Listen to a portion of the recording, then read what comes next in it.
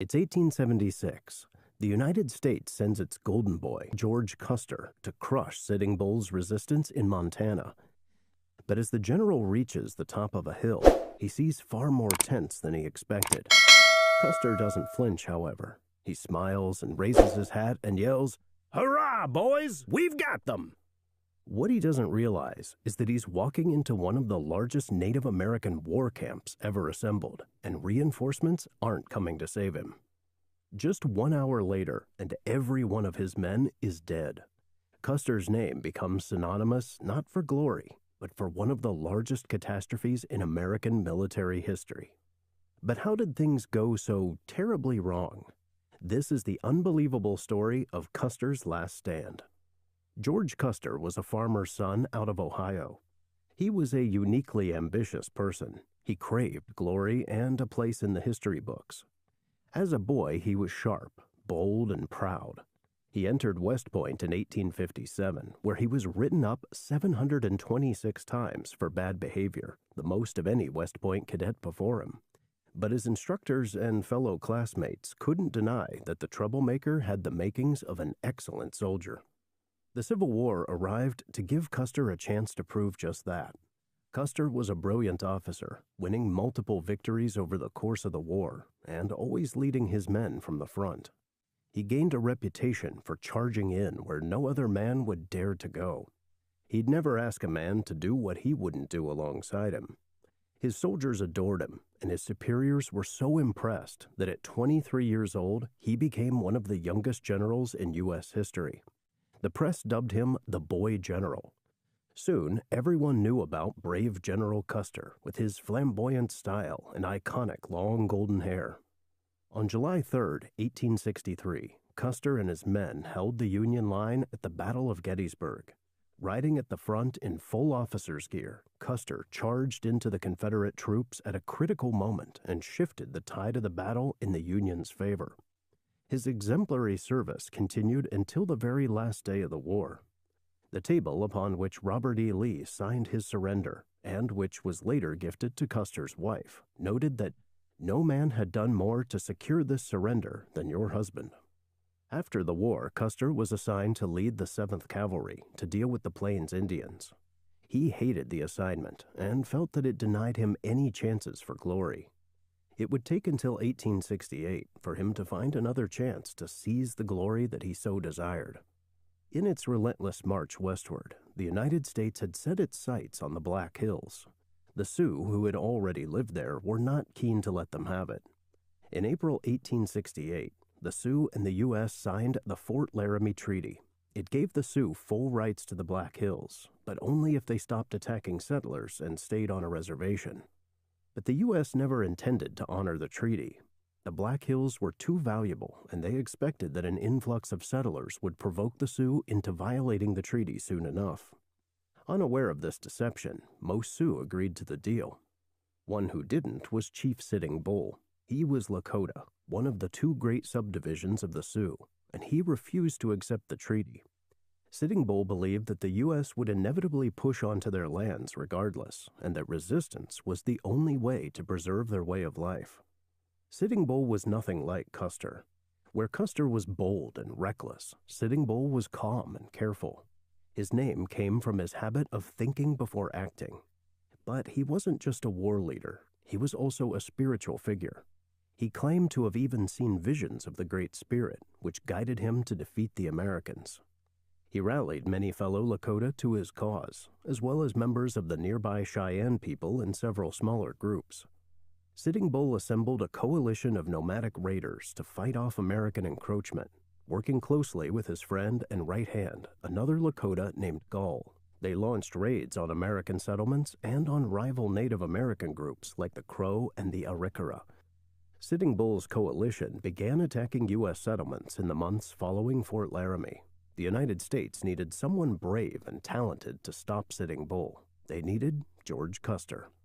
Custer was sent with the 7th Cavalry in October of 1868. Winter was coming, and that's when they were most vulnerable. Setting off along the Washita River in Oklahoma, Custer picked up the trail of a Cheyenne camp on November 26th. At dawn on the 27th, He led his men in a charge through the camp, cutting down everyone they could find. Some were Cheyenne warriors, but most were women and children. His second-in-command, Major Joel Elliott, took 20 men to pursue the fleeing Cheyenne, and Custer finished up in the camp. 103 Cheyenne were killed, and Custer saw it as a glorious success. However, Custer's personal ambitions had once again gotten in the way. First, the village he hit belonged to a Cheyenne chief friendly to the U.S., making peace with the Cheyenne nearly impossible. Secondly, it was only one village among dozens along the river, and word quickly spread upriver to the other Cheyenne villages, which forced Custer to withdraw as quickly as he could. This led on to the third problem. Major Joel Elliott hadn't come back. With the rest of the Cheyenne villages now mobilizing, Custer decided not to wait for him.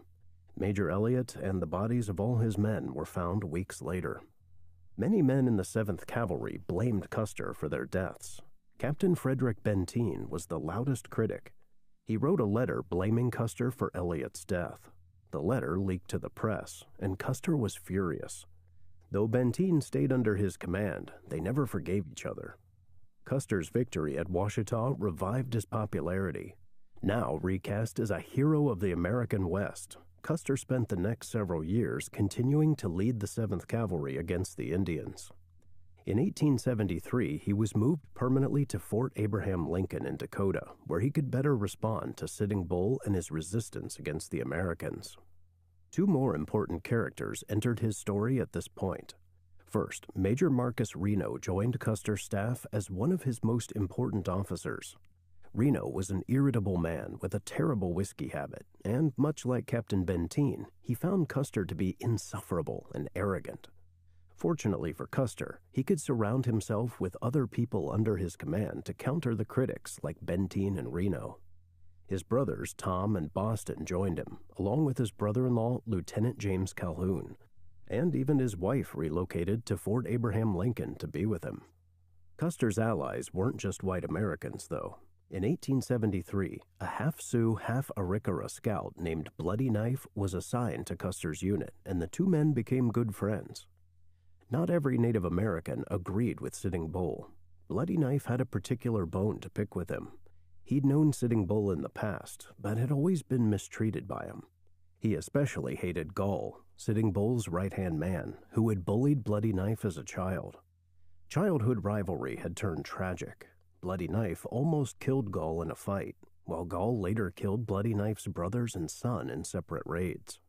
Custer was the natural choice to lead an expedition into the Black Hills in 1874. Officially, it was to find a site for a fort to stop Sitting Bull. In reality, its main goal was to find gold in the Black Hills and act as a massive propaganda campaign to inspire a wave of prospectors and settlers to rush there. The expedition was more of a tour than a military campaign. They encountered no serious resistance, and Custer spent more bullets hunting with his brothers and Bloody Knife than he did fighting Indians. Photographers and news reporters following the expedition published stories and images of Custer's exciting frontier adventure and the successful discovery of gold. Custer's expedition triggered a gold rush. By late 1875, 15,000 white settlers had flooded into the region. Officially, since they were independent settlers, it wasn't the U.S. government's fault, and so it didn't violate the Fort Laramie Treaty. Unofficially, President Ulysses S. Grant fully supported them and was just waiting for Sitting Bull in the Lakota to respond with more violence and give him an excuse to seize the Black Hills entirely. Washington made one last appeal to the Sioux to sell the Black Hills peacefully in September 1875. Sitting Bull's warnings that the Americans would always come for the land proved true. The Sioux rejected the deal, so the president drew his line in the sand. Any Lakota or Cheyenne who refused to move on to U.S. reservations by January of 1876 would be considered hostile. It was an impossible demand. The ultimatum was only given in November of 1875, when winter was already in full swing. Even if people wanted to obey, they would freeze to death trying to do so. It was injustice, plain and simple. The expedition to pursue Sitting Bull and his hostile Indians departed Fort Abraham Lincoln on May 17, 1876. Ultimate authority on the expedition rested with General Alfred Terry, a friend and supporter of Custer. Scouting reports said that Sitting Bull had gathered his followers along the Yellowstone River, specifically in a stretch where 4 lesser rivers joined it: the Powder, the Tongue, the Rosebud, and the Bighorn. Terry and Custer would lead the bulk of the army westward along the Yellowstone out of Dakota. A second force under General John Gibbon would approach from Montana in the west, while a third under General George Crook would come up from Wyoming in the south. The goal was to cut off all avenues of escape and trap the Indians between the armies like a bunch of herded cattle. Custer treated it like another jolly expedition. Even Terry got annoyed with Custer's frequent diversions to go hunting or exploring with his brothers. Major Reno and Captain Benteen were just as fed up. Reno was relieved when Terry sent him out on a recon expedition down the Rosebud River for a few days, where he managed to pick up Sitting Bull's trail.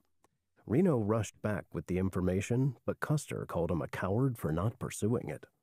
Hot on Sitting Bull's trail, there was no time for the two men to argue. Terry decided to split his forces again.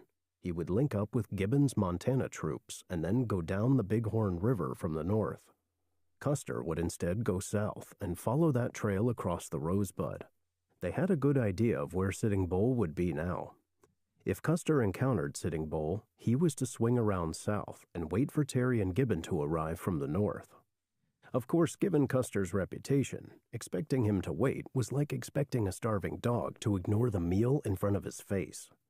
Everyone expected Custer to go for glory the moment it was dangled in front of him. "Custer, don't be greedy. Leave some for us," was the last thing they told him before he left. "No," he replied, "I will not." The Americans were right. Sitting Bull and his Indians were exactly where they thought they would be. Following President Grant's ultimatum earlier that year, Sitting Bull had gathered thousands more warriors. They knew the Americans would come, and numbers were their only chance of surviving it. If they failed, this could be their last summer as free nomads on the plains. Sitting Bull's message traveled far and wide, gathering around 8,000 people to his cause. Gall continued to serve as his closest advisor, but he also gained new excellent followers too. Of these, Crazy Horse stood out. A member of a different branch of the Lakota, Crazy Horse was young, energetic, and utterly fearless. Like Sitting Bull, he claimed to have visions that gave him great power, which was where he had gotten his name from. It was Crazy Horse who first encountered the American troops marching against them that summer. On June 17th, General Crook's men from Wyoming were camped along the Rosebud River when Crazy Horse's scouts saw them. With 1,500 Lakota and Cheyenne warriors at his back, Crazy Horse did the unthinkable and charged at an American army of roughly equal size to his own. Historically, the Indians needed far more men to win an open battle. Crazy Horse proved to be the exception. He ordered his men to skirt the Americans in every direction, to never give them a moment to breathe.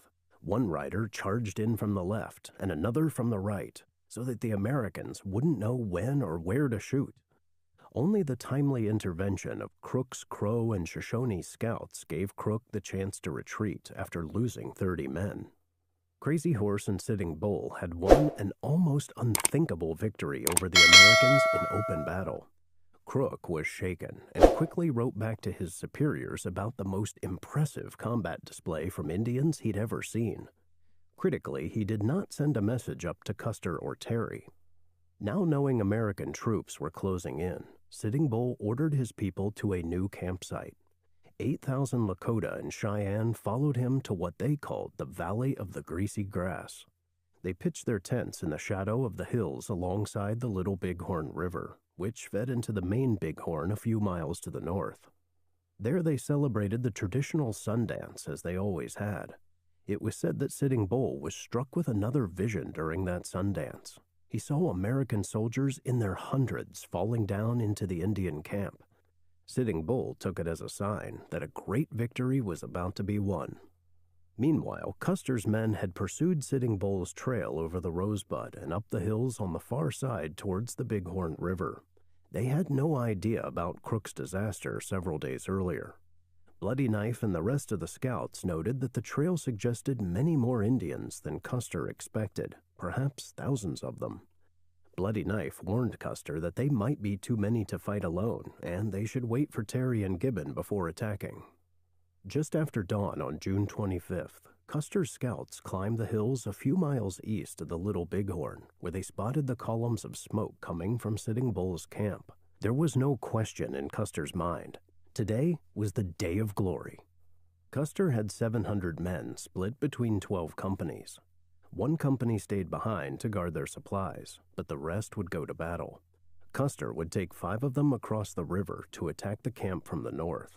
Major Reno took 3 to attack from the south, with Bloody Knife helping to scout the route. Captain Benteen would take the remaining 3 and swing further south around Reno before coming up and joining the battle on the camp's western flank. Custer couldn't have been thrilled to have to rely on 2 men that he hated, but all the men he did trust, like his brothers Tom and Boston and his brother-in-law Lieutenant Calhoun, were already with him. Custer moved north, hiding behind hills to stay out of sight until the last possible moment. At last, around 3:30 p.m., he crested the final ridgeline overlooking the camp and saw thousands of tents stretching over 3 miles. There were many more than he expected. He quickly scribbled down some orders. "Benteen, come on. Big village, come quick. Bring packs, and sent a rider to bring it to the captain. Never one to wait, though, Custer decided to charge ahead anyway. The boy general waved his hat above his head and cheered, "Hurrah, boys, we've got them!" Then he charged down the hill. To the south, Major Reno's forces had crossed the river and were approaching the camp with 150 men. Bloody Knife and the scouts were the first to encounter Lakota and Cheyenne warriors on the outskirts of the camp.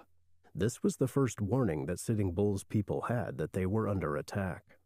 As was tradition, Sitting Bull and Gall occupied the southern part of the camp and were the first to be hit by Reno's soldiers. As soon as Reno encountered the first resistance, he ordered his men to dismount and form a firing line. Bullets whistled into the camp, striking men, women, and children alike. Sitting Bull's first instinct was to protect his people. He ordered his nephew and another warrior to rush to the south and try to negotiate with the attackers. Both men were shot. Sitting Bull mounted his horse, only for an American bullet to shoot it out from under him. That was the last straw. "They have shot my favorite horse. It is like they have shot me. Attack them!" Gall and Crazy Horse led the counterattack in the south. Reno was completely unprepared for any coordinated resistance, and the Indians were able to stop Reno in his tracks. Survivors revealed that Reno had been drinking all day, which affected his judgment. Reno and Bloody Knife tried to strategize their next move. The Lakota world was small, and some of those fighting would surely have recognized Bloody Knife beside Reno. He was an obvious target. Reno was halfway through a sentence when a bullet struck Bloody Knife in the back of the head. He died instantly, his blood and brains spraying over the drunken major's face. Bloody Knife's death shattered Reno's resolve, and he sounded the retreat. "Any of you wish to make your escape, follow me!"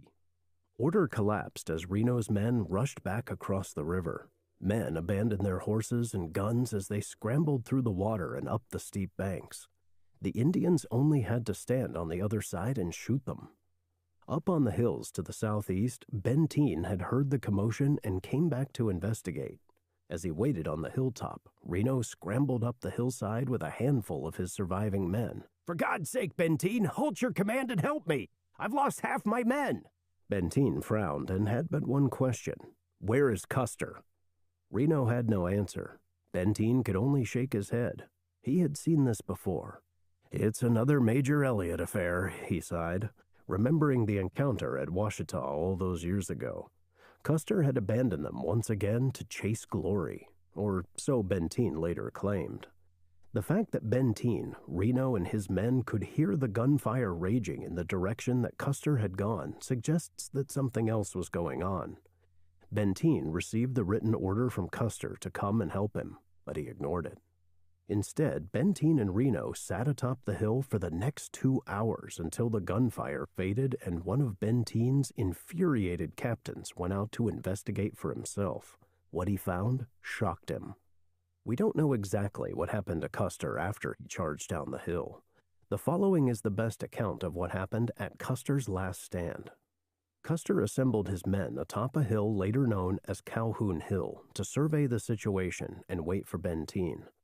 Custer had a habit of taking Indian hostages to force the rest to surrender. It's likely that he wanted to repeat that plan. His men would cross the Little Bighorn into the camp, capture as many women and children as they could, and force Sitting Bull to submit in order to save them. It was a simple matter of charging down the hill and fording the river.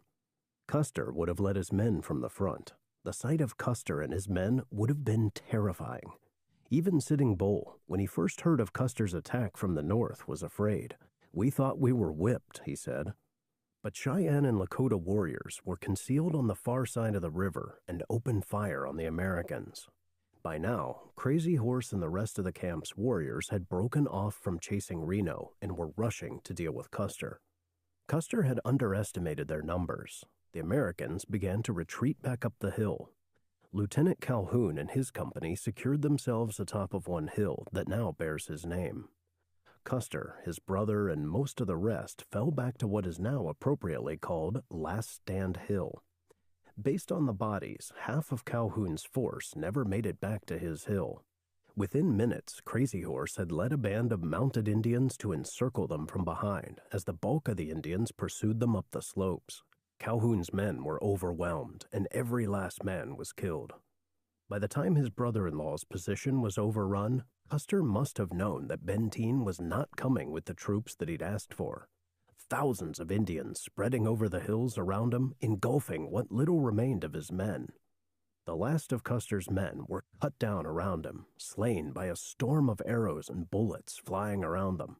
It was so chaotic that some of the Indians accidentally killed each other. No one is sure who was the last one standing, but Sitting Bull later revealed what his warriors had told him. It was said that up there where the last fight took place, where the last stand was made, the long hair stood like a sheaf of corn with all the ears fallen around him.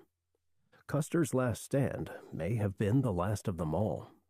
Soon after the gunfire from Custer's direction went silent, Benteen and Reno found themselves surrounded at their position, now called Reno Hill. Their 400 men dug in and held off the Indians through the night of the 25th. Only at sunset on the 26th, when scouts sighted Terry and Gibbon arriving from the north, did Sitting Bull order his people to withdraw. General Terry arrived shortly after. His first question was the same one that Benteen had asked Reno. "Where's Custer?" The bodies of 200 men from 5 companies of the 7th Cavalry were found where they had fallen the day before. Some had been scalped and mutilated by the Indians. It was Benteen who, walking among the corpses, was urgently called over by a private to inspect one body in particular. 2 bullet wounds, one in the chest and one in the head. "My God, it's him!" On July 6, 1876, news reached the 7th Cavalry's headquarters at Fort Abraham Lincoln of Custer's disastrous defeat. Within days, everyone in the country knew about the disaster at Little Bighorn. Days earlier, on July 4, 1876, America had celebrated its centenary. It was a moment of optimism and hope, of celebrating the progress made and the progress yet to come. It was a moment to celebrate America's heroes like Custer, who was out fighting those barbarous backwards Indians that very moment. Custer's death should have been impossible. Americans had seen themselves as untouchable and unstoppable forces of civilization. When word reached them that Indians had slain a hero like Custer and 268 men in open battle, most Americans couldn't wrap their heads around it. Some blamed Custer's foolishness. He was always rushing headlong into danger for his own glory, and it finally caught up with him. Many blamed Benteen and Reno, who had ignored Custer's orders and sat on their laurels complaining as his men were slaughtered. Surprisingly, few credited the outcome to Sitting Bull and his Indians, who had proven themselves as incredible warriors twice over. America had sent its best against them and lost. Sitting Bull was ready for whatever they sent next.